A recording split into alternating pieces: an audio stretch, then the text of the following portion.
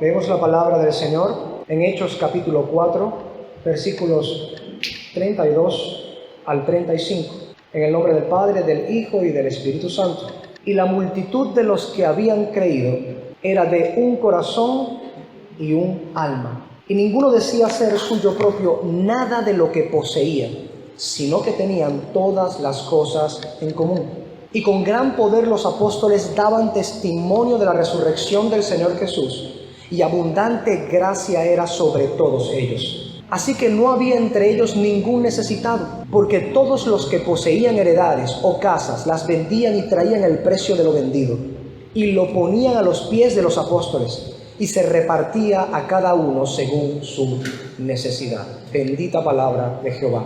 Oremos. Amado Padre Celestial, bendito Dios grande, bueno, misericordioso, lleno de gracia, lleno de bondad, abundante misericordia, multitud de piedades tienes para con nosotros, Señor. Hoy se ha renovado una misericordia más para con nosotros.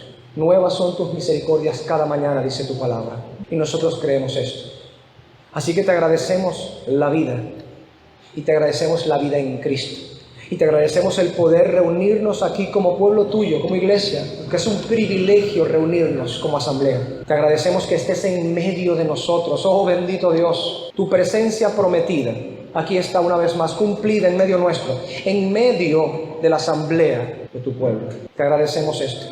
Pero queremos rogarte, como es nuestra costumbre, dos cosas, Señor, con humilde corazón, con alma contrita y humillada delante de ti, porque tú no lo desprecias así, Señor. Queremos rogarte que nos des un corazón dócil, un oído presto a escuchar tu palabra, a recibir verdaderamente en nuestros corazones tu palabra, que ella entre como una espada de doble filo que penetra hasta partir el alma y el espíritu y discierna entre los pensamientos e intenciones del corazón. Que no luchemos, Señor, contra tu palabra o contra tu mensajero, sino que nos humillemos delante de ti, que recibamos, Señor, con prontitud, con alegría, con deseo, con añoro, con hambre, tu palabra, con amor a ti, sabiendo, Señor, que todas las cosas son para tu gloria y para nuestro bien. Permítenos recibir entonces tu palabra de esta manera. Y en segundo lugar, rogamos por mi persona, Señor, carne y hueso como mis hermanos, falible como mis hermanos y el resto del mundo. No confío en mí mismo, Señor, ni en mis habilidades. Confío en ti, bendito Dios, y ruego que unjas mi predicación con tu Santo Espíritu, que hagas poderosa mi predicación, Señor, y que aquello que mis palabras, meras palabras de hombre, no pueden llegar a ser en el corazón de mis hermanos, te ruego que el poder de tu Santo Espíritu haga en el corazón de mis hermanos, por medio de mis palabras, tu santa obra. Penetra en el corazón de mis hermanos. Te ruego a ti, glorioso Espíritu de Dios, que unjas para este fin mis palabras. Usa con gran poder mi predicación, pues confío en ti. No confío en mí mismo, Señor. Confío en ti. Haz que esta predicación pueda ser como si fuera mi última predicación, como suelo pedirte, Señor. Con fervor, con denuedo y con deseo. Estas cosas ruego en el nombre de tu Hijo Jesucristo, mediante el cual, si pedimos en tu voluntad, Padre, sabremos que tenemos todo lo que hayamos pedido. Gracias, amado Padre Celestial. En Cristo Jesús, gracias. Amén. ¿Pueden sentarse, mis hermanos? Bien, a manera de introducción, para continuar en la exposición de la palabra del Señor, lo que nos atañe el día de hoy, hay dos puntos introductorios a esta enseñanza que va a estar basada específicamente en los versículos 33 y 34, quedando el versículo 35 para la semana que viene. En primer lugar, a manera introductoria, continúa la explicación de este pasaje porque la semana pasada comenzamos escudriñando el versículo 32 de este pasaje del 32 al 35.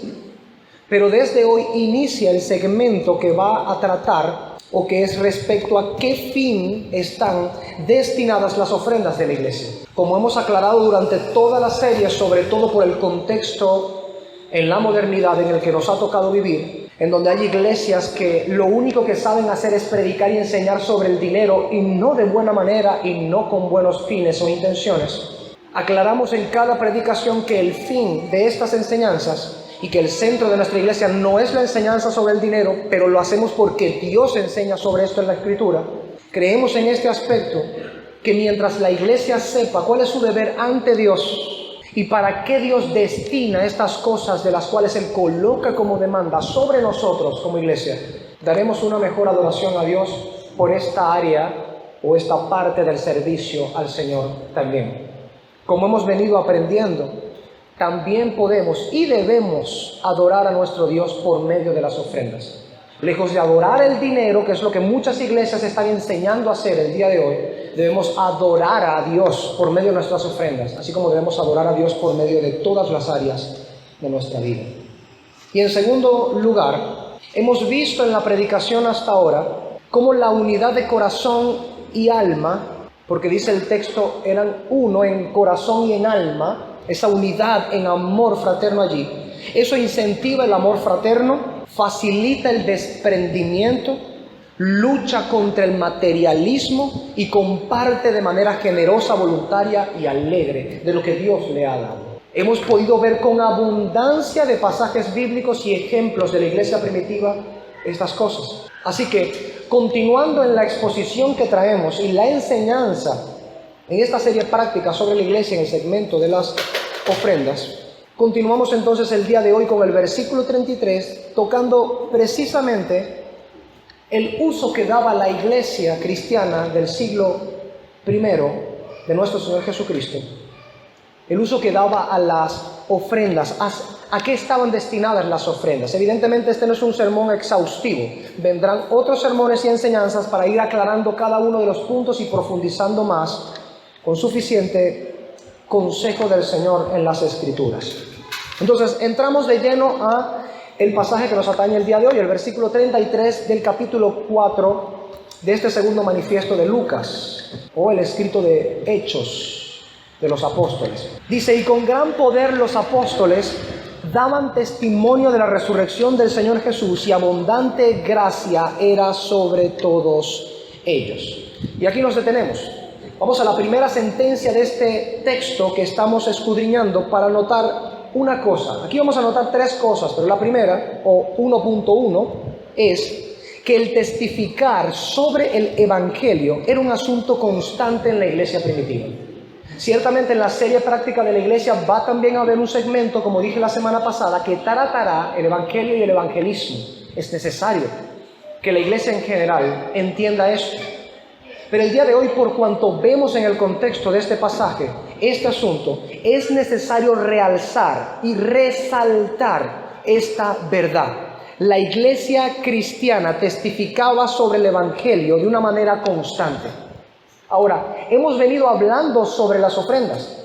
Lucas incluso está describiendo la condición del corazón de la iglesia en el siglo primitivo. Y también está hablando acerca de cómo ellos eran generosos, dados para atender las necesidades de los hermanos. Está hablando sobre necesidad, generosidad, unidad, amor, cuidado en la iglesia. Y en medio de todo ello, mete una cláusula para hablar acerca de que testificaban sobre la resurrección de Cristo, que es la médula del Evangelio, la resurrección, muerte y resurrección de nuestro Señor Jesucristo.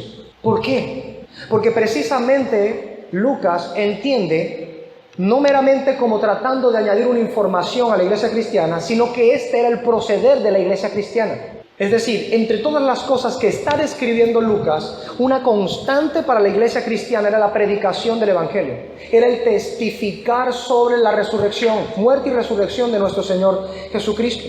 Por ejemplo, miremos en Hechos 2:29 al 32. Miren lo que el apóstol Pedro hace en su primera participación después del Pentecostés, después del derramamiento en plenitud del Espíritu Santo, prometido allí en la fiesta del Pentecostés. Dice: varones hermanos, se os puede decir libremente del patriarca David, que murió y fue sepultado, y su sepulcro está con nosotros hasta el día de hoy. Pero siendo profeta, y sabiendo que con juramento Dios le había jurado que de su descendencia en cuanto a la carne levantaría al Cristo para que se sentase en su trono, viéndolo antes, habló de la resurrección de Cristo, que su alma no fue dejada en el Hades, ni su carne vio corrupción. A este Jesús resucitó Dios, de lo cual todos nosotros somos testigos. Cualquiera que haya leído el capítulo 2 completo del libro de los Hechos, encuentra claramente que desde que se para el apóstol Pedro, lo primero que hace es citar las Escrituras. comienza a predicar citando las Escrituras. Hay mucho que decir en ese aspecto y no es exactamente el punto del día de hoy, pero es bueno llamar la atención sobre ello. Los ministros que vemos predicando en las Escrituras, desde que se paran hasta que terminan, es citando las Escrituras, amparando sus enseñanzas bajo la luz de las Escrituras. Los escritores en el Nuevo Testamento apelando al Antiguo Testamento, y a la iglesia primitiva apelando a las Escrituras tanto del Antiguo como del Nuevo Testamento. Así que el propósito de la predicación es ir hacia las Escrituras para explicar las Escrituras y traer la voluntad de Dios al pueblo. El punto de ellos es que tanto el apóstol Pedro como los demás se basaban en las Escrituras del Antiguo Testamento para hablar sobre la muerte y resurrección del Señor Jesucristo. Esta primera predicación lo confirma. La siguiente enseñanza del apóstol Pedro lo confirma. Hechos capítulo 3. Versículos 13 al 15, nuevamente citando las Escrituras, nos dice: el Dios de Abraham, de Isaac y de Jacob, el Dios de nuestros padres, ha glorificado a su Hijo Jesús, a quien vosotros entregasteis y negasteis delante de Pilato cuando éste había resuelto ponerle en libertad. Mas vosotros negasteis al santo y al justo, y pedisteis que se os diese un homicida, y matasteis al autor de la vida, a quien Dios ha resucitado de los muertos, de lo cual nosotros somos testigos. Cualquiera que haya empezado a leer el libro de los Hechos, en el capítulo 1 se habría dado cuenta claramente cómo Jesucristo le dijo: y recibiréis poder cuando haya venido sobre vosotros el Espíritu Santo, y me seréis, ¿qué? Testigos en Jerusalén, en Judea, en Samaria y hasta lo último de la tierra. ¿Testigos de qué? No para que vayan y cuenten su testimonio personal. No quiere decir que eso no pueda tener lugar. También vemos de esa clase de testimonio en las Escrituras. Pablo utiliza el propio testimonio de su conversión. Pero la predicación no puede estar basada en el testimonio experimental de una persona, aunque el poder de Dios va por medio también de la experiencia del creyente. Pero es la palabra de Dios lo que sienta el fundamento y la base del testimonio de la iglesia. Y esto es lo que vemos desde el inicio en la iglesia primitiva. Una iglesia que era constante en la predicación, en testificar sobre la muerte y la resurrección de Jesucristo. Esto es la médula del Evangelio: vida, muerte y resurrección de Jesucristo. Cuando esto no es tocado, no está siendo predicado el Evangelio del Señor. Incluso si estuviésemos predicando sobre nuestro testimonio y fuera veraz nuestro testimonio de conversión, aún así, ese no es el testimonio del Evangelio. El Evangelio no consiste en lo que Dios ha hecho en ti. El Evangelio consiste en lo que Dios ha hecho en Cristo Jesús para nosotros. Eso es distinto. Se trata de Cristo, por Cristo y para Cristo. En Marcos capítulo 16, lo que algunos conocen como el final alternativo de Marcos, nosotros creemos que es palabra de Jehová. En Marcos capítulo 16, en los versículos 9 al 15, vamos a ver por qué tenía esta costumbre los apóstoles y la iglesia primitiva. Habiendo pues resucitado Jesús por la mañana, el primer día de la semana, apareció primeramente a María Magdalena, de quien había echado 7 demonios. Yendo ella lo hizo saber a los que habían estado con él, que estaban tristes y llorando, obviamente. Ellos, cuando oyeron que vivía y que había sido visto por ella, no le creyeron. Eso que más adelante van a dar su vida por el Cristo resucitado, cuando escucharon por primera vez del Cristo resucitado, no le creyeron. Somos falibles. Pero después apareció en otra forma a 2 de ellos que iban de camino yendo al campo. Ellos fueron y lo hicieron saber a los otros, y ni aún a ellos le creyeron. Finalmente se apareció a los 11 mismos, estando ellos sentados a la mesa, y les reprochó su incredulidad y dureza de corazón, porque no habían creído a los que le habían visto resucitado. Evidentemente es incredulidad y es pecado condenable delante del Señor no creer la resurrección corporal de nuestro Señor Jesucristo. Cristo murió, resucitó y ascendió a la gloria de la majestad de las alturas, a sentarse a la diestra del Padre, como dicen las Escrituras, a interceder por nosotros, como dicen las Escrituras. El punto es que después de los discípulos haber visto esto, sus ojos quedaron sellados por la eternidad. Entendieron que las promesas que Cristo había dicho estando en tierra y las que los profetas habían dicho antes de Cristo, antes de la encarnación del Hijo de Dios, eran ciertas todas. Así que salieron no como alma que lleva el diablo, sino como almas guiados por el Espíritu de Dios, en el poder del Espíritu, a predicar y a testificar sobre la resurrección de Jesús de entre los muertos, precisamente para arrancar las almas que lleva el diablo en sus manos. En segundo lugar, en nuestro texto, con gran poder los apóstoles daban testimonio de la resurrección del Señor Jesús, y abundante gracia era sobre todos ellos. Nota, hermano, cómo la ofrenda de Dios en el Evangelio moldeaba la ofrenda de ellos en la iglesia. Usted dirá, ¿qué? ¿Eso tiene que ver con el texto que estamos hablando? Por supuesto. Si recordamos el contexto en el que Lucas está escribiendo, porque está hablando sobre la generosidad, sobre el darse para cuidar en amor a los necesitados, sobre el aportar para la causa de los necesitados en la iglesia del Señor, es evidente que aparezca una cláusula sobre testificar de la resurrección de Cristo en ese contexto, es porque Lucas está trayendo a memoria lo mismo que hizo el apóstol Pablo cuando estábamos escudriñando 2 Corintios capítulo 8. Estaba hablando sobre las ofrendas y sobre el dar y sobre la generosidad a los corintios, e inmediatamente les recordó ¿qué cosa? La médula del Evangelio, la vida, muerte y resurrección del Señor Jesucristo. Ofrendar es un acto de adoración a Dios. No es que nuestro dinero cae en el bolsillo de Dios. Dios no necesita tu dinero. Y todo lo que de valor haya en este mundo le pertenece a Él. Si Él tuviese hambre, como dice el Salmo, no te lo diría a ti, porque toda bestia del campo y el mundo entero le pertenece a nuestro Dios.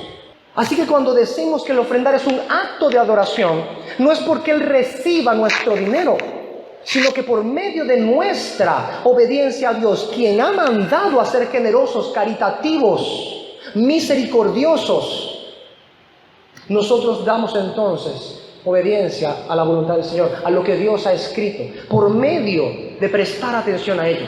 Así que eso es adoración. Es la obediencia a la bendita y santa palabra del Señor. Tenemos entonces que Pablo menciona la médula del Evangelio hablando precisamente sobre las ofrendas. Lucas habla sobre el testificar de la resurrección de Cristo cuando está hablando acerca de las ofrendas y la caridad. ¿Cuál es el punto con respecto a esto? Que la ofrenda de Dios en el Evangelio había moldeado la ofrenda y el corazón de aquellos que estaban en la iglesia primitiva. Ellos no eran capaces sencillamente de ver lo que había acontecido en el Evangelio como un acto que fuera divorciado de lo que ellos tenían que hacer con respecto a su responsabilidad de caridad y de misericordia. Lo barajeo más despacio. Vamos a las Escrituras. Evangelio según Juan, capítulo 3. Pasaje muy bien conocido por nosotros. Igual lo vamos a leer. Escrito está. Juan capítulo 3, versículos 16 y 17, dice, porque de tal manera amó Dios al mundo. ¿Qué hizo para manifestar ese amor? Ha dado a su Hijo unigénito, para que todo aquel que en Él cree no se pierda, mas tenga vida eterna. Porque no envió Dios a su Hijo al mundo para condenar al mundo, sino para que el mundo sea salvo por medio de Él. Si algo tenía en consideración la iglesia primitiva, si algo estaba en su conciencia constantemente, era precisamente lo que Lucas estaba describiendo allí. Cristo había resucitado de entre los muertos, pero resucitar de entre los muertos implica que ha muerto antes de resucitar. Y haber muerto aquel que no tiene pecado, porque el que no tiene pecado no puede morir, porque la muerte es paga ¿de qué? Del pecado. Y aquel que no tenía ni siquiera engaño en su boca murió. Así que la resurrección implica muerte de Cristo. Y la muerte en alguien que es santo implica que cargó con los pecados de alguien más, no los suyos, porque no tenía. Así que testificar de la resurrección de Cristo implica testificar la médula del Evangelio, vida santa, muerte vicaria y resurrección de Cristo. ¿Por qué Lucas hace eso? Porque este es el corazón de la iglesia primitiva, la médula del Evangelio, vida, muerte y resurrección de Cristo.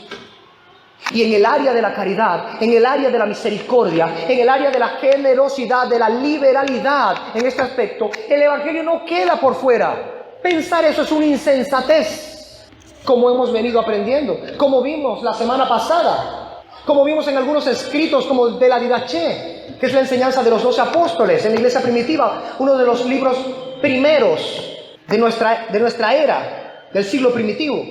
Y de los padres de la iglesia también vimos en sus escritos eso. Vayamos a 1 Corintios. En 1 Corintios, capítulo 15, vemos un resumen elemental de lo que es el Evangelio. Primera a Corintios capítulo 15 versículos 3 y 4, que dice: porque primeramente os he enseñado lo que asimismo recibí, que Cristo murió por nuestros pecados, conforme a las Escrituras, y que fue sepultado y que resucitó al tercer día, conforme a las Escrituras. Y ahí sigue hablando de cómo se presentó a otros y dio testimonio de esto. Y que esa misma resurrección de Cristo, con ella se sientan las bases para hablar de nuestra resurrección. La iglesia cristiana no puede prometer resurrección a nadie si no tiene una evidencia de que esto realmente puede suceder. Pero es veraz nuestro testimonio como iglesia. ¿Por qué es veraz? Porque el resucitado caminó en medio nuestro. Porque hubo testimonio claro y vívido de la resurrección de Cristo. Y si hubo testimonio de la resurrección, es porque fue testificado que murió. Y antes de eso fue testificado que vivió santa, limpia, puramente para el Padre, cumpliendo cada mandamiento y cada sentencia de la ley. ¿Cuál es el punto en medio de esto? Pues volvamos a lo que estamos diciendo. Este entendimiento en la iglesia primitiva, como podéis ver que los apóstoles enseñan estas cosas a la iglesia primitiva, y que la iglesia constantemente estaba incentivada por todas las áreas de su vida con respecto a la médula del Evangelio, vida, muerte y resurrección de Cristo. ¿De dónde venía todo esto? Ellos entendían, como leímos en Juan 3:16, que el Hijo había sido ofrendado por el Padre. El Padre tomó la ofrenda más gloriosa e incomparable del reino de los cielos, al Hijo unigénito, para ofrendarlo a aquellos de entre los más desdichados y miserables, de los que la Escritura dice viles y menospreciables, para enriquecerle con eternas y gloriosas promesas y herencia. La iglesia primitiva entendía esto, así que esto estaba dando forma al corazón de la iglesia cristiana. Y no es posible darle forma al corazón de una iglesia con la médula del Evangelio y no darle forma al mismo tiempo a la forma en la que dan su ofrenda con respecto al Señor. Un creyente consistente con la médula del Evangelio no puede decir: yo creo en la médula del Evangelio en todas las áreas de mi vida, pero cuando yo voy a ofrendar, el Evangelio queda fuera. Aquí no tengo por qué considerar a Dios, a su generosa ofrenda que me entregó a su Hijo. No tengo por qué considerar esto a un lado. Más bien cuando ya sea consciente, no creo que un creyente haga eso conscientemente. Creo que lo hace prácticamente, muchas veces. Pero no creo que el creyente haga eso conscientemente. Pero cuando eso ocurre, sea conscientemente o inconscientemente y en la práctica, el punto es que no hay una congruencia con lo que Dios revela en el Evangelio, lo que ha hecho en Cristo Jesús para nosotros, darnos al Cordero como ofrenda para nuestros pecados. Nos ofrendó a su Hijo, y que luego al momento de nosotros ofrendar, en vez de emular el carácter de Dios, seamos opuestos completamente a Dios. Eso no tiene congruencia.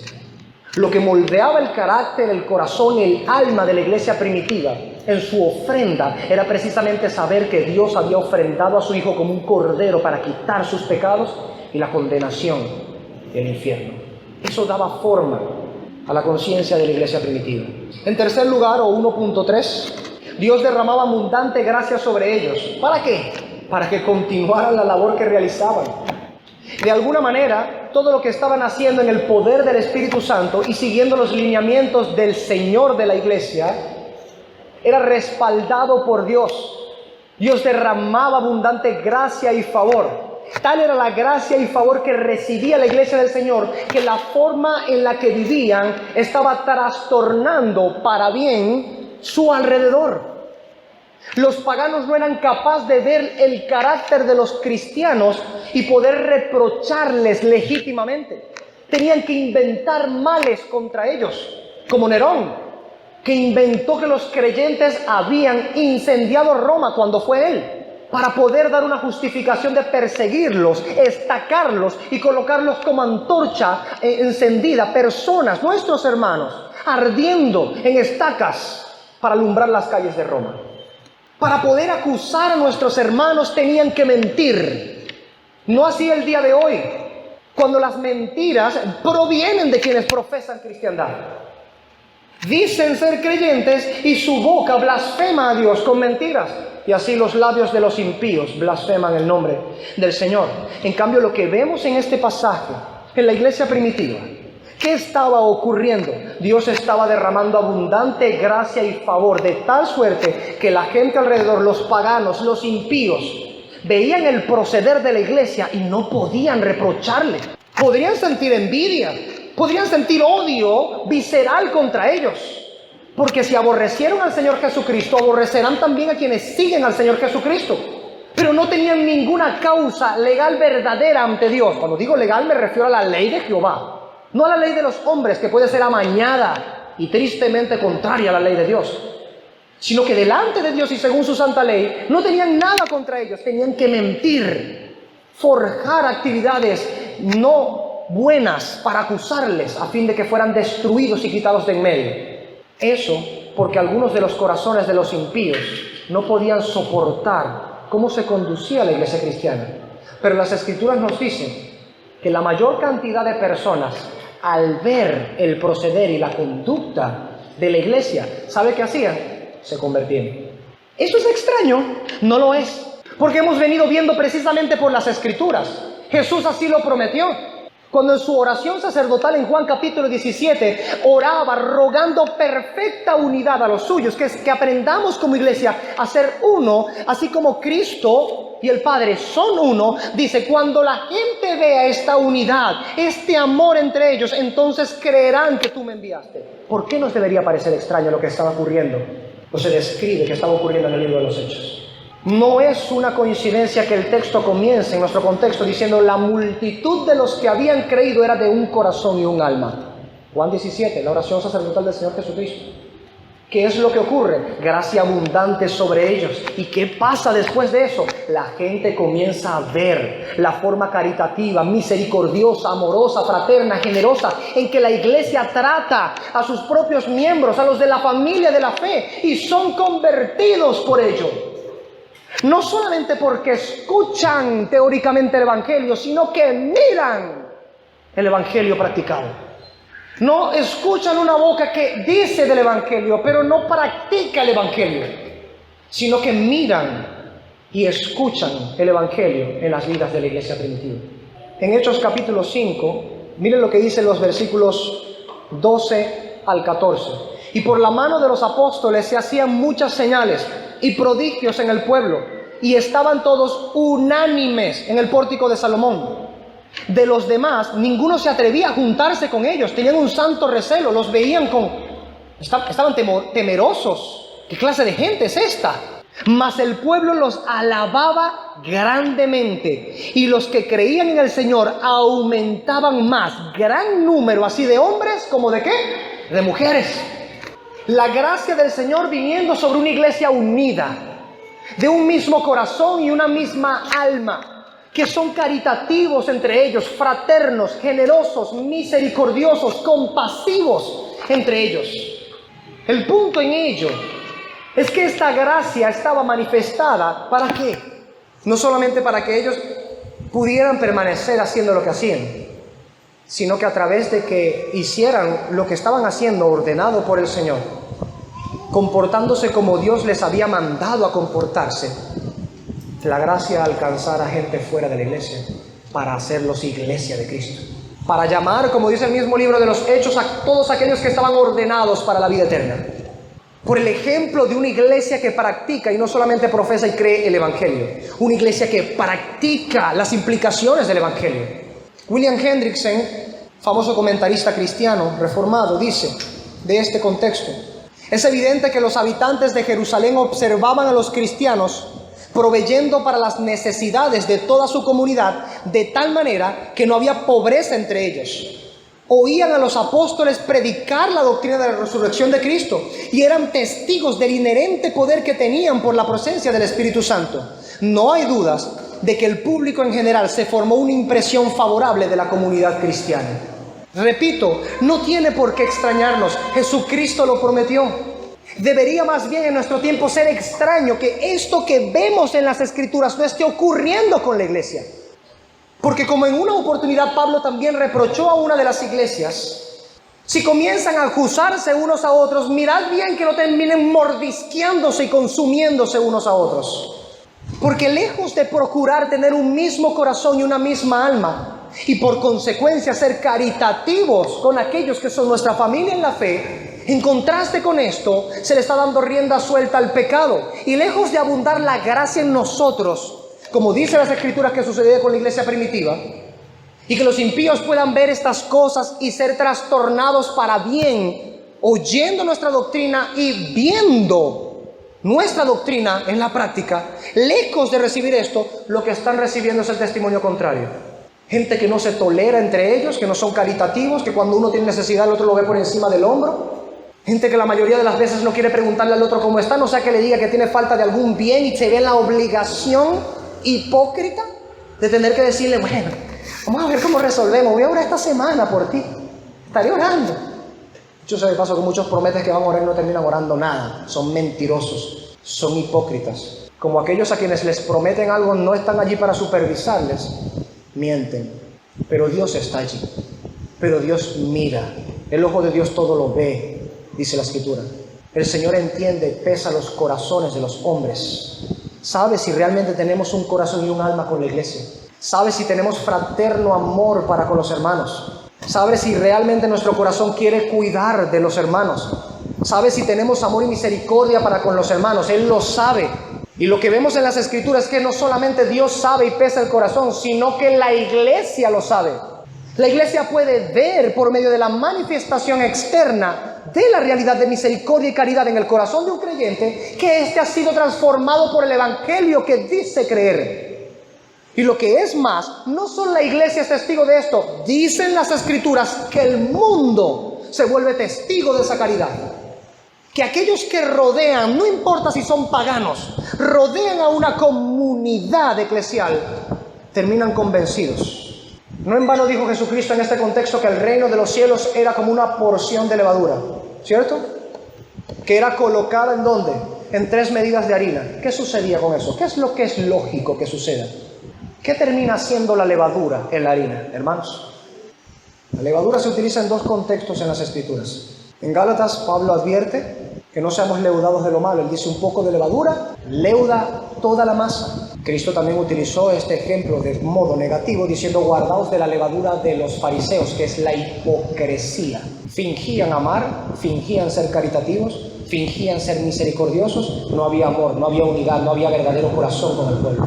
Pero también la Escritura nos habla del sentido positivo de la levadura en este aspecto, porque es sencillamente un medio para ilustrar una verdad. La levadura termina leudándolo todo. Él dice: así es el reino de los cielos. Un poco de levadura termina leudando toda la masa. Aplica también en ese contexto. El reino de los cielos son como una medida de levadura dentro de 3 medidas de harina, que leudó y leudó hasta que todo fue leudado. A eso me refiero. Cuando leemos estas cosas no hay por qué extrañarnos. La extrañeza debe venir de que no lo veamos en medio nuestro, de que realmente no esté sucediendo así, de que aunque hay más iglesias el día de hoy que en tiempos pasados, en siglos pasados, realmente la tierra no esté siendo leudada con la doctrina del reino de los cielos. Hay un problema interno. Esta levadura está perdiendo su eficacia, o en palabras de Cristo en Mateo, la sal está perdiendo su sabor. No está haciendo lo que se supone debería ser. Porque si nos comportásemos de la manera en la que la Escritura describe que la iglesia primitiva se comportaba, siguiendo los cánones regulares que la Escritura coloca para todo el que es creyente verdadero y genuino, una sola cosa es lo lógico en resultado. Es una buena levadura que terminará leudando todo su alrededor. La gente alrededor va a comenzar a notar, va a comenzar a ver, va a decir: esta gente es distinta. Yo velo por lo mío, por mi propio interés. Yo soy capaz de pasarle a alguien por encima para conseguir mi propósito. Estos son capaces de ponerse para que les pasen por encima, con tal de alcanzar el propósito de Dios. Esta gente está loca, es distinta. El pastor puritano y anglicano Robert Hooker, en su comentario, dice: ¿qué edad de oro debió de ser esta para la iglesia? Cuán dulcemente obraba en el corazón el amor de Dios en Cristo, cuando los torrentes de tal fuente se difundían en todas direcciones, y el pueblo con un solo corazón y una sola alma manifestaba no menos el milagro de la misericordia obrada en ellos por el Espíritu Santo. Volviendo a nuestro punto, es sencillamente imposible despegar una cosa de la otra. Hablamos de lo necesario que es que en la iglesia haya este amor, esta fraternidad, este cuidado de tal forma que esto termine enleudando a la comunidad en donde una iglesia se encuentre. Pero este asunto no puede suceder para con los de afuera cuando la iglesia misma ha perecido en el mismo efecto con respecto a los de su propia casa. Cuando el corazón se ha cerrado para con los suyos. No es posible que una iglesia sane con caridad a una comunidad angustiada y llena de necesidades cuando no hay corazón para sanar en caridad a aquellos que están necesitados de entre nuestras propias filas. Por ello Hawker dice que ese pueblo que tenía un solo corazón y una sola alma manifestaba ese milagro, el milagro de la misericordia obrada en ellos por el Espíritu Santo. No solamente habían creído en el milagro de la vida santa, muerte y resurrección de Cristo, sino que ahora ese milagro se había trasladado a sus corazones para creer y obrar conforme a ese evangelio que profesaban creer. Tiempo es ya que muchos de nosotros despertemos del letargo espiritual en el que estamos, en donde hemos aprendido a profesar una fe en un evangelio que no estamos dispuestos a vivir. ¿Sabe cómo se llama eso? Fariseísmo, es hipocresía. Hablar de algo que no estamos dispuestos a tocar ni con un solo dedo. Ese era el proceder de los fariseos, no de los apóstoles, no de Cristo, no de los profetas, no de la iglesia primitiva, no, de los fariseos. Habían aprendido bien qué decir, se escuchaban bien, se vestían como gente que aparentaba piedad y de hecho aparentaban piedad. Se reunían en el templo, nunca faltaban, diezmaban la enelda, el comino. Imagínese usted, habían olvidado lo más importante de la ley, el amor. Lo habían olvidado, profesaban algo que finalmente no querían poner en práctica. En cambio, la iglesia primitiva, ¿qué tenía? Todo el respaldo de Dios y abundante gracia y favor era con ellos. ¿Por cuál causa? Por lo que venimos estudiando en la palabra. La multitud de los que habían creído era de un alma y un corazón, multitud, pero era uno. Nadie decía tener algo propio suyo, sino que más bien siempre estaba a beneficio de los demás y para ayuda de los demás. Había un corazón desprendido de lo material. No es extraño que Dios haya derramado tanta gracia y favor que la gente y el pueblo alrededor de ellos estuviera viéndolos con espanto, como diciendo, ¿qué clase de gente es esta? Y escucharan y recibieran la doctrina de buena gana, cuando veía que ellos no solo pregonaban el evangelio, sino que vivían conforme a los estándares celestiales del evangelio. En el versículo 34, las escrituras continúan diciendo: así que no había entre ellos ningún necesitado, porque todos los que poseían heredades o casas las vendían y traían el precio de lo vendido. Y aquí nos detenemos. En este texto culminaremos nuestra predicación, pero evidentemente tenemos también aquí que hablar. Tenemos al menos 3 puntos que resaltar en este texto. Primero, el texto dice: no había entre ellos ningún necesitado. Colóquelo como 2.1, si desea numerarlo. Yo que soy maniático lo hago así. No había entre ellos ningún necesitado. ¿Qué es lo que implica decir no había entre ellos ningún necesitado? Hermanos, lo primero que debemos notar como implicación o una inferencia práctica de esa sentencia es sencilla y llanamente que todos estaban atentos a las necesidades de todos.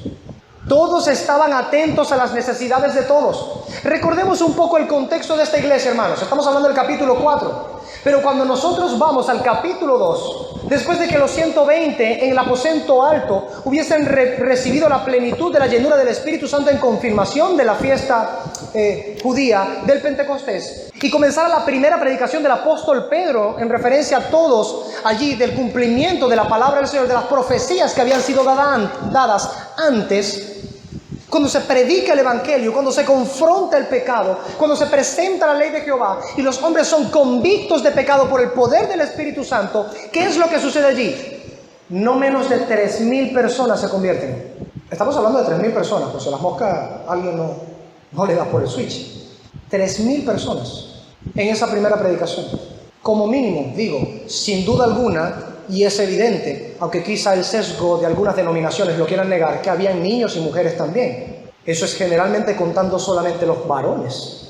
¿Cuál es el punto en ello? Que la multitud de más de 3,000 creyentes tenía un solo corazón y un alma, y no había un necesitado en medio de ellos. ¿Usted se da cuenta de esto? Cuando uno realmente ve la vida cristiana puesta en práctica, aquí no hay comunismo ni capitalismo que valga. El comunismo no puede hacer esto, lograr esto que se está viendo en las Escrituras. Por más que ahorita, por Por más contradictorio que suponga esto, algunos pregoneros del comunismo digan que el cristianismo es básicamente comunismo en la práctica. Y el capitalismo tampoco puede lograr esto. Porque un corazón que quiere enriquecerse sin ninguna generosidad tampoco es agradable delante del Señor. La codicia, la avaricia, no son cosas que Dios recompensa y ve con bien. ¿Cuál es el punto en medio de esto? Que la vida cristiana es distinta. La vida cristiana da testimonio de Cristo. Las obras de Cristo, el proceder de Cristo, el carácter de Cristo, los afectos de Cristo, los pensamientos de Cristo comienzan a ser moldeados en el cristiano. Comienza a andar como Él anduvo. Y eso comienza a notarse. Por eso más de 3,000 personas en esta recién nacida iglesia de la era cristiana, en medio de ellos no había necesitado. ¿Por qué? ¿Eran muy efectivos de repente los apóstoles? 11 apóstoles para cubrir a 3,000 personas, obvio no. La multitud de los que habían creído era de un corazón y un alma. No estoy diciendo, ahora no vayan a decir que el pastor dijo lo que yo no he dicho, que los apóstoles no servían y no hacían bien su trabajo. Eso no es lo que estoy diciendo. Es lógico que ellos no se abastecerían como dirigentes para tan grande multitud. Eso es lógico. Por eso finalmente se colocaron diáconos y más adelante pastores también, para poder atender las iglesias bien, como ordenó el Señor. Cerrado ese paréntesis, por si a las moscas alguien pues con duro corazón quisiera decir una cosa que no se ha dicho. Toda la multitud que había creído tenía un corazón y un alma. Esa es la razón por la cual no había un necesitado en medio de ellos. Todos estaban atentos a las necesidades de todos. Mira, ¿sabe qué cosa es horripilante en medio de la iglesia? Y lo digo como ministro, y no como ministro solo. Créeme que con los ministros con los que converso, tenemos discusiones, etcétera, tienen exactamente el mismo pensamiento. ¿Qué cosa tan horrible es que la iglesia piense que solamente los pastores tienen el deber de saber cómo están sus hermanos? Algunos lo hacen implícitamente. ¿Me explico? No lo hacen explícitamente. Dicen, bueno, es el pastor el que tiene que estar pendiente de las ovejas. Pues eso es pastor. Y se van y se pierden. No lo hacen explícitamente, pero su práctica grita sin sonido. No quieren tener que ver con sus hermanos. No quieren velar por ellos. Tienen de alguna manera la actitud caínica. ¿Soy yo acaso guarda de mi hermano? Sí lo eres. Y esa es la respuesta divina. Eres guarda de tu hermano. Eres uno con tu hermano. Eres miembro con tu hermano. Tienes responsabilidad delante del Señor de tener un mismo corazón y una misma alma con tu hermano. En perfecta unidad, dijo Cristo. Hablando un mismo idioma, sintiendo una misma cosa, dijo el Espíritu Santo por medio de Pablo. Desentenderte de tu hermano es contra el cristianismo. Ser insensible, ser indiferente, incluso no querer saber si tienen o no alguna necesidad, es pecado. Y Dios aborrece el pecado. Lo que es aún peor en este contexto es, como venimos diciendo, que a la luz del evangelio que profesamos y que de vez en cuando predicamos, es una total contradicción decir que Dios nos ofrendó a su Hijo y trató nuestra terrible necesidad, coronándonos de favores que no merecíamos, con una herencia incorruptible, inmarcesible y llena de gloria, con promesas que jamás habríamos de adquirir por nuestra propia naturaleza y bajeza de nuestro pecado, que hayamos recibido un nuevo nombre, una nueva naturaleza, ser habitación del Espíritu Santo, que eso sea lo que profesamos creer, y que cuando vemos a alguien necesitado, cerremos nuestro corazón contra él. Es aún peor cuando sucede dentro de la iglesia. Hacer bien a todos, mayormente ¿a quiénes? ¿A los de qué? El cristiano está para hacerle bien a todo el mundo. Él está formando parte de este árbol cuyas hojas es para sanidad de las naciones. Haber encontrado esto para tenerlo para sí mismo es egoísta. Es sencillamente contrario a la naturaleza de lo que Dios hizo en el Evangelio. Miró la crudeza, la bajeza de tu pecado y viéndote en tu necesidad no te dejó a tus expensas para que sufrieras la condenación como consecuencia justa de tus pecados, sino que entregó lo más glorioso del cielo a su unigénito, el amado, para que tú obtuvieses redención. Mirar al hermano en necesidad y decir, que resuelva o que ore, yo me he ganado lo mío, para eso he trabajado, es sencillamente anticristiano. Aún más, es diabólico. Solo Satanás se goza de ese pensamiento. Cristo no. Cristo no puede gozarse de ese pensamiento cuando sencilla y genuinamente Cristo nos mostró el proceder que Él tenía. Se entregó a sí mismo, en obediencia al Padre, pero se entregó a sí mismo. Como Él claramente dijo, a mí nadie me quita la vida. ¿Qué dijo Él? Yo la pongo de mí mismo.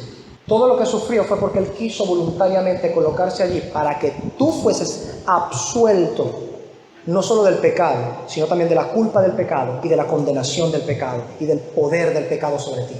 Mirar al hermano en su necesidad y cerrar el corazón es diabólico, es anticristiano, es escupir al evangelio que dice nuestra boca creer. Juan Calvino dice en este contexto un comentario muy peculiar, y eso era en su tiempo. En aquel tiempo los fieles daban abundantemente, incluso de lo que era suyo. Pero en la actualidad, habla él en su contexto, hace varios siglos, no solo nos contentamos con suprimir perversamente lo que tenemos en nuestras manos, sino que también robamos a los demás. ¡Wow! Hay muchas formas en las que los cristianos roban a otros cristianos, ¿sabe?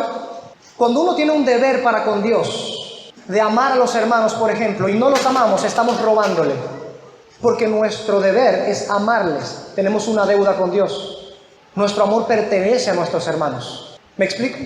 Otra forma en ese contexto es cuando no procuramos ser de provecho a los demás. Estamos robando a nuestros hermanos. Cuando tomamos nuestros dones, por ejemplo, y no los utilizamos para la edificación de la iglesia, sino que pretendemos sencillamente servirnos a nosotros mismos con los dones que Dios dio para el servicio de su iglesia. Eso no es solamente atentar contra la gloria de Dios, es robar a nuestros hermanos. Es robar a nuestros hermanos en este contexto también, que no consideremos que nuestro tiempo, nuestros recursos, los cuales pertenecen a Dios, como ya hemos dejado claro en otras enseñanzas, que todo lo que tenemos y poseemos pertenece a Dios y nosotros somos administradores o menos mayordomos de lo que pertenece a Dios, usarlo para nosotros mismos y nuestro provecho y no derramarlo en la iglesia del Dios que nos dio tales cosas. Es robar también. Y entiendo, hermanos, que en nuestro tiempo, en algunas iglesias modernas, si es bala, ojalá sea cristiano, esté disparando para la gloria de Cristo.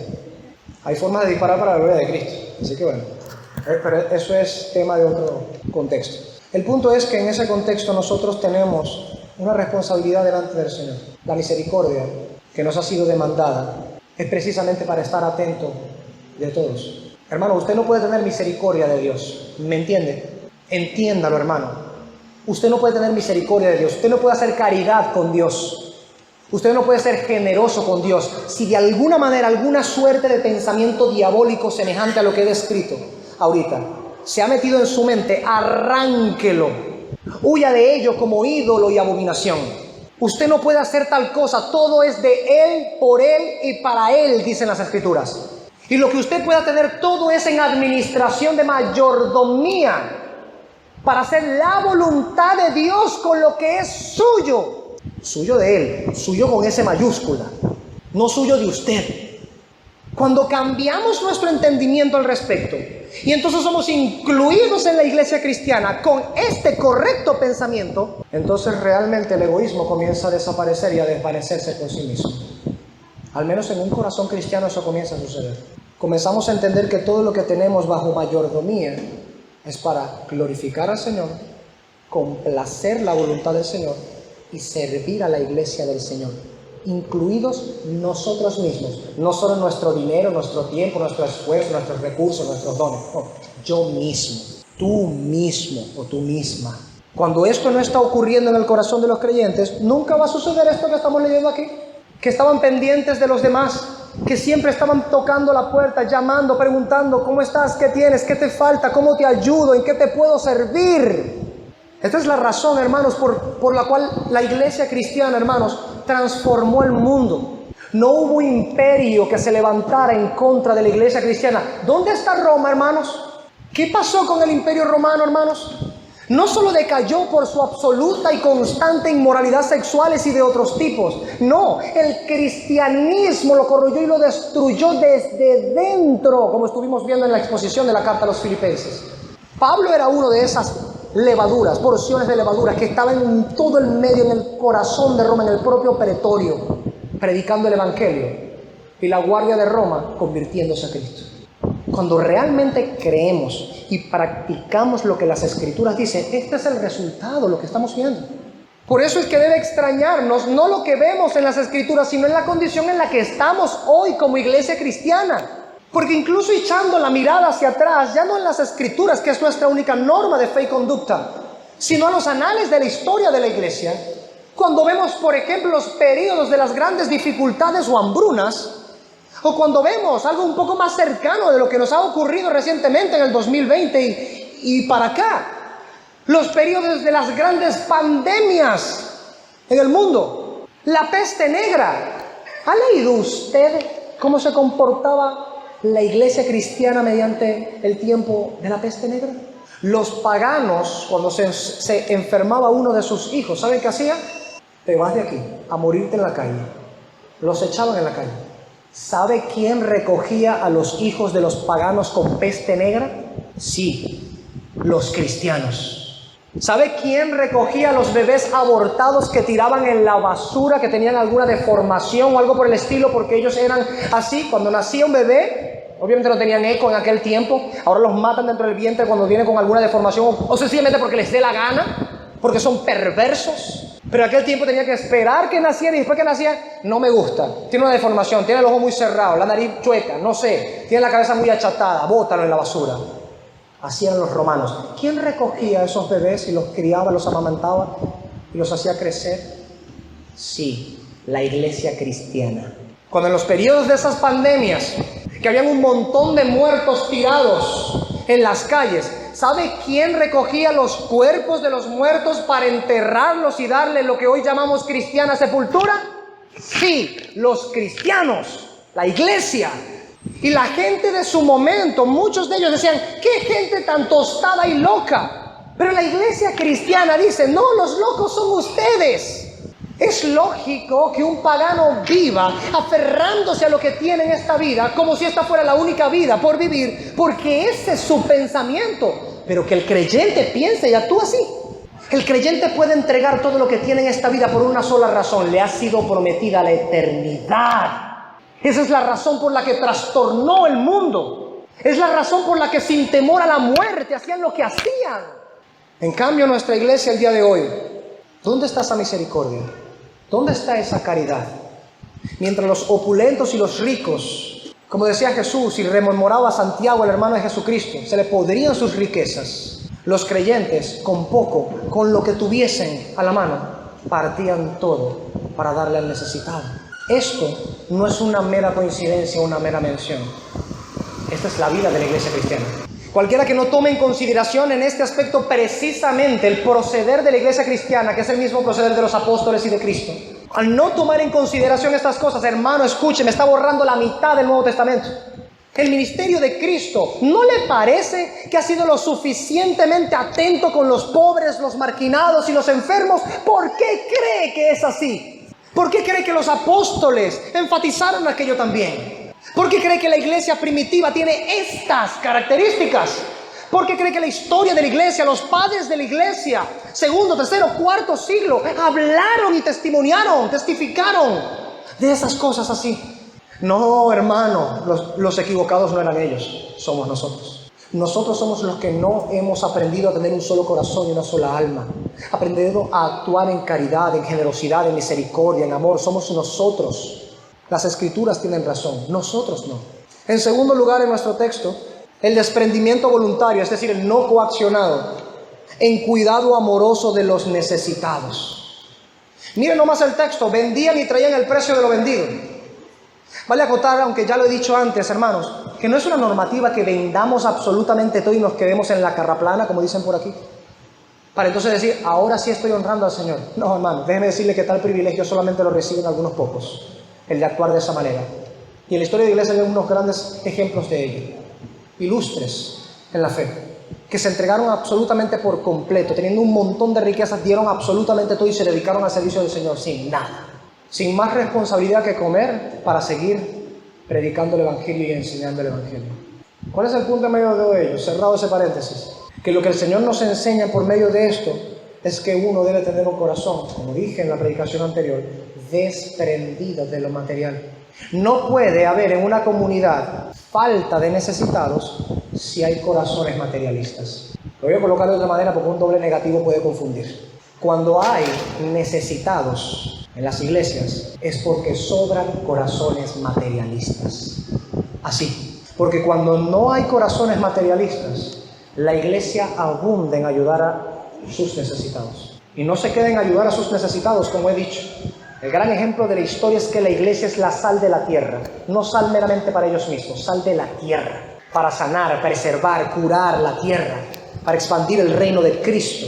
Para que el evangelio de gracia, de la soberana gracia del Señor alcance a los perdidos. Y se multiplique la iglesia del Señor, como vimos ahí en Hechos capítulo 5 también. Para que todos los que son ordenados para vida eterna sean llamados por Dios y crean y sean salvos ellos, sus hijos y los hijos de sus hijos, como está prometido. Pero una iglesia que está desunida desde dentro no puede sanar la necesidad de un mundo moribundo.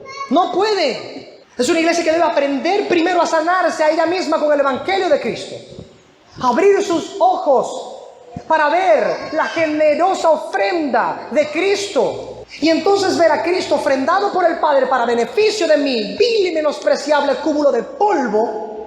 Y entonces poder ver a mis hermanos con la misma generosidad y disposición con la que Dios me dio a mí. Eso es aplicar la médula del evangelio a mis ofrendas, en mi modo de dar, en mi generosidad para con los necesitados. Esto no puede suceder si hay materialismo. No se va a mostrar al mundo nuestro amor, ni aceptarán nuestro amor como alguien que verdaderamente quiere amarles y llevarles el bien. Las personas del mundo no van a recibir esto, porque es sencillamente una total contradicción. ¿Quieres venderle la idea de que hay amor por medio de ti al mundo cuando tienes odio por tu hermano en tu corazón? Es evidentemente absurdo. Pero muchos creyentes andan así el día de hoy. Van a las iglesias y son completamente insensibles, indiferentes, como decimos aquí, antiparabólicos con respecto a la necesidad de sus hermanos. Pero en algún momento que pretenden hablar con alguien del evangelio, pretenden que ellos acepten la gracia y el amor de Dios que supuestamente tal persona tiene y profesa, cuando no es capaz de tener caridad con los suyos, de su propia casa local, su iglesia. John Trapp, el puritano y comentarista, dice: esto les granjeó el favor de todos. Los paganos reconocían que no había tanto amor como entre los cristianos. Vaya, no sé usted, hermano, yo leo estas cosas y me golpea tan fuerte, me estruja el corazón de tal manera, me indigna mi propio proceder, mi carencia, mi falta de diligencia en tantas áreas. Y cuando veo entonces en general el estado de la iglesia, digo, ¿por dónde estamos caminando? Necesitamos un avivamiento real. Miren nuestra propia iglesia en Venezuela. Avivamiento, avivamiento, avivamiento, avivamiento, avivamiento. ¿Dónde está el avivamiento? ¿Dónde? Un verdadero avivamiento tenía la iglesia primitiva. ¿Y qué nos dicen las escrituras? Perseveraban en la doctrina de los apóstoles, en las oraciones y en el partir el pan continuamente en fraternidad y comunión. ¿Dónde está la iglesia practicando estas tres cosas? No lo hay. ¿Dónde está el avivamiento? Vivifícanos según tu palabra, dice el Salmo 119 y muchas otras porciones. No puede haber un avivamiento, que por cierto es distinto a reforma. Menos puede haber una reforma. Primero debemos ser avivados por la palabra del Señor, por el fuego de la oración en el Espíritu Santo, aprendiendo a tener un solo corazón y una misma alma, amándonos como un mismo cuerpo, miembros de un mismo cuerpo, llorando con los que lloran, riendo con los que ríen. Cuando eso ocurre, esto que Trapp comenta y que vemos en las Escrituras ocurre. Los paganos comienzan a mirar y, como dijo Cristo, comienzan a creer que Él ha sido enviado por el Padre, porque somos una muestra viviente de las implicaciones del evangelio, porque somos desprendidos de lo material. Pero si entre nosotros mismos somos mezquinos con lo material, mezquinos con lo que ha de ser fundido en el juicio final por fuego, porque todo este mundo será consumido por fuego y los elementos ardiendo se fundirán, dicen las Escrituras, dice textualmente el apóstol Pedro. Si somos mezquinos con esto, ¿cómo el mundo va a creer que queremos ser generosos con lo espiritual? ¿Cómo va a creer que tenemos promesas de glorias eternas cuando nos aferramos a lo material como si no hubiera ninguna gloria eterna prometida? Eso no tiene sentido. Eso no tiene coherencia, congruencia con el evangelio. Y eso es lo que está matando de dentro a la iglesia en este aspecto, en este punto en el que estamos hablando. Es incongruencia, ¿sabe qué es? Es materialismo. Es amor por lo material, no somos capaces de desprendernos. Pero aquí traigo las palabras de Cristo para luchar contra esto. Lucas también resalta esto que estamos viendo aquí en el 34, de que no había entre ellos ningún necesitado porque todo el mundo vendía las cosas para buscar proveer para los necesitados. Él narra en Lucas 12, en el Evangelio me refiero, en Lucas 12, versículos 32 al 34 esto. Presta atención y escucha, hermano. No se preocupe que solo llevamos 1 hora 10 minutos de predicación. Nos queda como media hora más. Es broma. Estamos acercándonos ya. Le dije que eran 3 puntos en este punto. Vamos por el segundo. Lucas 12, del 32 al 34. Escucha estas palabras, hermano. Que esto realmente pudiera darnos esperanza al corazón. Y también creo que es necesario reprender nuestro corazón. No darnos tranquilidad en nuestros pecados. No. Volvernos intranquilos en nuestra condición pecaminosa. Para que podamos cambiar. Y entonces poder descansar en la esperanza cristiana. Dice nuestro Señor: no temáis, manada pequeña, porque a vuestro Padre le ha placido daros el reino. Meta eso en su mente ahorita, hermano. A nuestro Padre Celestial le ha placido darnos, no importa cuán pequeños seamos ante el mundo, le ha placido darnos, ¿qué cosa? El reino, con todo lo que eso implica. Incluso muchas de esas que ni siquiera pueden llegar a tu mente y ser consideradas por lo corto y finitos que somos, en correlación a las glorias que Dios describe en su palabra, que han de ser nuestras, prometidas en Cristo. A pesar de que no lleguemos a imaginar todo lo que se promete en el reino, considera que el reino de Dios está por encima de cualquier reino en el mundo. Ya puedes tener una mínima idea. Le ha placido daros el reino. Hay una consecuencia de ello. 33. Vended lo que poseéis y dad limosna. Haceos bolsas que no se envejezcan, tesoro en los cielos que no se agote, donde ladrón no llega ni polilla destruye. ¿Qué es lo que está diciendo Cristo? Aprende en ese contexto, está diciendo, aprende a poner en práctica el hecho de que le ha placido a Dios darte el reino. Cuando una persona es aferrada a lo que por naturaleza será destruido por fuego en este lado de la eternidad, es que no ha entendido que el Padre le ha placido darle el reino. ¿Cómo te aferras a lo que va a ser destruido como por fuego cuando te ha sido prometido aquello que es imperecedero? Eso no tiene sentido. Por eso Cristo coloca este ejemplo cuando estaba hablando con el joven rico, que lo mencionamos en otra predicación también. Cuando él de alguna manera, de manera orgullosa, decía: no, yo todos los mandamientos los he cumplido desde mi juventud. Cristo lo estrella con la implicación de un solo mandamiento, del primer mandamiento. ¿Ah, sí? ¿Has guardado todos los 10 mandamientos? Ve y vende todo lo que tienes y dalo a los pobres y tendrás tesoro en el cielo. Y luego ven y sígueme. En ese orden. ¿Qué dicen las escrituras que hizo el joven rico? Se entristeció. Por una razón fue. ¿Qué dicen las escrituras? ¿Se entristeció por qué? Tenía mucho. Pensar en desprenderse de todo eso. Él no había entendido lo que es el reino. Por eso le pesaba tanto. Por eso, en comparación de la gloria eterna, desprenderse no le parecía pequeña cosa. ¿Por qué? Porque no había visto la gloria del reino eterno. Esa es la razón. Pero no nos debería asombrar que aquel que estaba mintiendo y que no conocía al Señor y que no pensaba de las glorias del reino eterno, pensara de esa manera y se entristeciera cuando Jesús le dijo: vende todo lo que tienes, pues, y dalo a los pobres y haz tesoro en el cielo.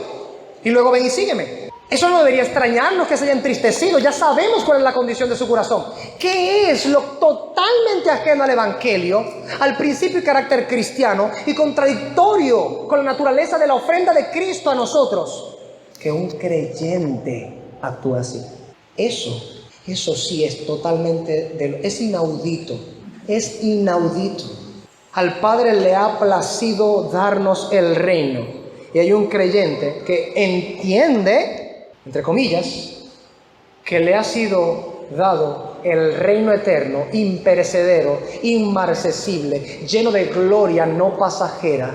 Un reino en donde lo que es de más valor sobre esta tierra, como hemos dicho, que es por ejemplo el oro, es lo que pavimenta las calles del reino. Y que un creyente se aferre a lo que tiene materialmente aquí en la tierra. Eso no tiene sentido. Eso muestra más bien que el corazón de tal persona no se ha desprendido. Esta es la prueba grande. Es una prueba grande de la fe, para mostrar cuánto apego tenemos por lo material. Note cómo Jesucristo dice: vended lo que poseéis y dad limosna. Desentiéndete de eso. Aprovecha a los demás. El corazón egoísta no puede pensar de esa manera. ¿Por qué? Me ha costado trabajo a mí obtenerlo. Yo me he sudado por toda esta riqueza. Lo que yo tengo es mío. ¿Se da cuenta cómo piensa el egoísmo? ¿Se da cuenta ahora por qué es impropio del cristianismo? Porque Cristo, siendo igual a Dios, no tomó el ser igual a Dios como cosa de la cual aferrarse, sino que se despojó de sí mismo y se vistió de siervo, como dice el apóstol Pablo a los Filipenses en el capítulo 2. Y sirvió estando en la condición de siervo, vestido de ser humano, que ya es una humillación. Toda la gloria celeste la deja y viene a vestirse como usted y como yo de carne, el Creador vistiéndose de criatura. Los ángeles pasmados viendo aquello.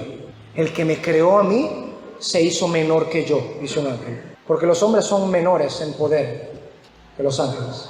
Cuando uno ve lo que ha hecho Cristo y ve la gloria del Evangelio y la médula del Evangelio predicado de la manera en la que es expuesta en las Escrituras, y luego ve un creyente que no es capaz de desprenderse, cuando profesa que Cristo se desprendió de la gloria y con su pobreza, como dice Pablo en 2 Corintios 8, le ha enriquecido eternamente. Un creyente tacaño es una contradicción andante. Un creyente mezquino es un oxímoron viviente. No es ni siquiera una paradoja, es una abierta contradicción. Porque si Dios se ha movido a misericordia y ha entregado lo más valioso del cielo para enriquecer y salvar a personas como usted y como yo, ¿cómo es posible que el que profesa fe no se comporte de la misma manera? Jesucristo enseña en ese pasaje el desprendimiento de lo material con dos fines. ¿Cuáles? Usted puede ir a colocar ahí 2.2.1, 2.2.2. Dos fines tiene: preservar el corazón de su pueblo, porque el desprendimiento de lo material, el no ser materialista, nos preserva el corazón. Si usted es materialista, recuerde las palabras de Cristo en el sermón pasado: usted no puede ser discípulo de Cristo. Si usted no es capaz de desprenderse de lo material, lo dijo Cristo explícitamente. Esto no es una doctrina novedosa que está trayendo el pastor Guillén, no. Lo dijo Cristo explícitamente. Vaya y pelee con él, arranque esa página de la Biblia si no le gusta, y usted verá el día final con lo que se encuentre. Usted no puede ser mi discípulo, dice Cristo. No puede ser mi discípulo. ¿Qué está enseñando el Señor allí? Desprendimiento de lo material. No ser materialista. ¿A fin de qué? De preservar nuestro corazón. Cristo lo enseñó una y otra vez en palabras como la que ya mencioné, o cuando Él dice: la vida del hombre no consiste en los bienes que posee. ¿De dónde cree usted que salen esas palabras? ¿Será que Cristo aupaba o condonaba o estimulaba de alguna manera que el hombre estuviera centrado en lo que podía producir? Y no estoy hablando de que no tenga un llamado el hombre responsable a trabajar. Eso no es lo que estoy diciendo. Y en parte de nuestra doctrina y enseñanza práctica de la iglesia también se va a tocar eso, como ya he dicho en otras oportunidades. Ese no es el punto. El punto es que incluso si Dios llegara a coronarnos con ingentes cantidades de riqueza, que nuestro corazón no esté apegado a ella, y que seamos capaces, en segundo término, de proveer para las necesidades de aquellos que necesitan, porque este mundo va a ser consumido por el fuego, y todo eso que podamos amontonar aquí no servirá ni en nuestra tumba ni en el juicio final. Y a la luz de la gloria de las promesas eternas que nos han sido dadas, es contradictorio vivir amontonando en este mundo o con un corazón centrado en lo material. Así que estas son las dos razones: preservar tu corazón y preservar al necesitado. Preservar tu corazón del materialismo y preservar a los necesitados con lo material de lo cual tú preservas tu corazón. A Dios no se le escapa nada. Hay armonía en sus mandatos.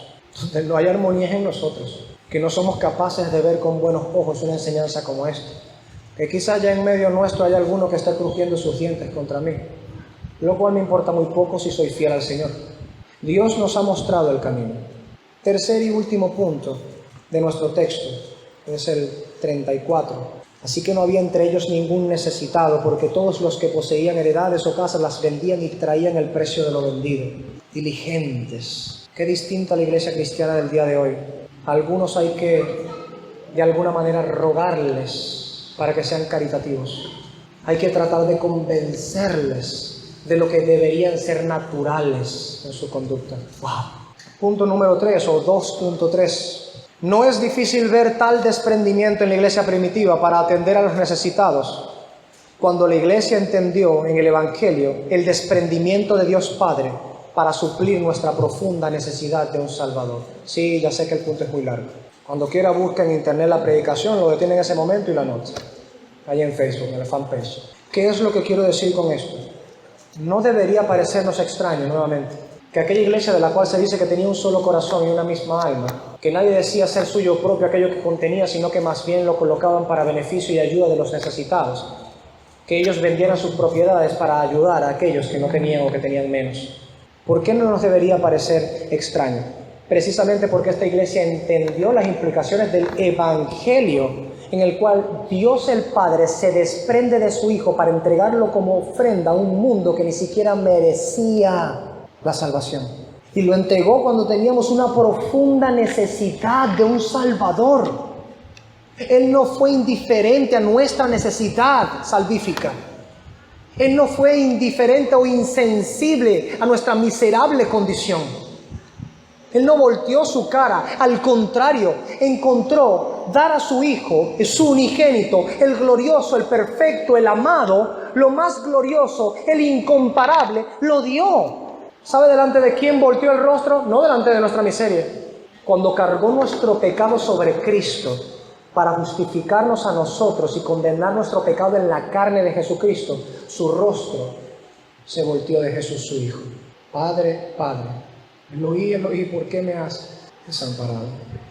Y Él asumió aquello para darte las promesas que ahora tú te gozas en recordar que tienes en el reino de los cielos y en el mundo venidero.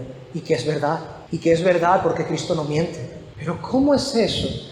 Que puedes gozarte de recibir por medio de la humillación, la tristeza, la destrucción incluso de la carne misma de tu Señor, que se desprendió de la gloria celeste para darte a ti lo que te ha prometido, y que tú ahora veas a tu hermano. ¿Cómo es eso? Que veas a tu hermano en necesidad y no emules la conducta de Cristo, que no imites el proceder del Padre al desprenderse para dar provecho a los otros. Las Escrituras dicen en Gálatas 4, del 4 al 7, lo siguiente: pero cuando vino el cumplimiento del tiempo, Dios envió a su Hijo nacido de mujer y nacido bajo la ley, para que redimiese a los que estaban bajo la ley, a fin de que recibiésemos la adopción de hijos. Y por cuanto sois hijos, Dios envió a vuestros corazones el Espíritu de su Hijo, el cual clama: Abba, Padre. Así que ya no eres esclavo, sino hijo, y si hijo, también heredero de Dios por medio de Cristo. Mira esa cadencia lógica de la gloria prometida en el Evangelio para ti en Cristo. Pero mira también en contraste nuestra miseria, que podemos profesar el amor de Cristo hacia nosotros, la gloria entregada por promesa eterna sin dilación alguna, porque diligente fue enfrentarse a la muerte y a recibir el peso de nuestra paz, el castigo de nuestra paz, el castigo del Padre por nuestros pecados. Y mira ahora nuestro proceder con los hermanos. Somos egoístas, egocéntricos, tacaños y mezquinos. Lo poco que podemos dar no lo damos con abundancia o generosidad. Generalmente lo damos con recelo, generalmente damos de lo que nos sobra, no somos capaces de desprendernos de lo que sea mejor para nosotros para dar provecho a quien no se lo merece, porque creemos que sencillamente no son dignos de recibirlo, como si nosotros hubiésemos sido dignos de recibir la ofrenda de Cristo por nosotros. Ese es el punto. Es totalmente contradictorio un creyente mezquino que no es capaz de abrir su corazón para entregar y dar provecho a los demás en necesidad. Culmino mi predicación con un pensamiento de mi propia autoría, a modo de reflexión y pregunta escrutadora de nuestra alma, con la que podamos analizar nuestra alma si realmente estamos caminando en el camino de la fe, o nos hemos ingeniado quizá una fe distinta a la de las Escrituras y ahora la llamamos fe cristiana, con un Cristo distinto al de las Escrituras, y a ese Cristo que es un ídolo le llamamos Jesucristo. Éramos malditos, bastardos, esclavos, enemigos de Dios, morada de Satanás, condenados al infierno y desheredados. Mas Dios nos ofrendó a su incomparable, precioso y glorioso Hijo unigénito como un Salvador, a fin de suplir nuestra terrible necesidad y hacernos, en contraste con lo que éramos, salvos, benditos, amigos de Dios, morada del Espíritu Santo y herederos de un nuevo mundo y la eternidad.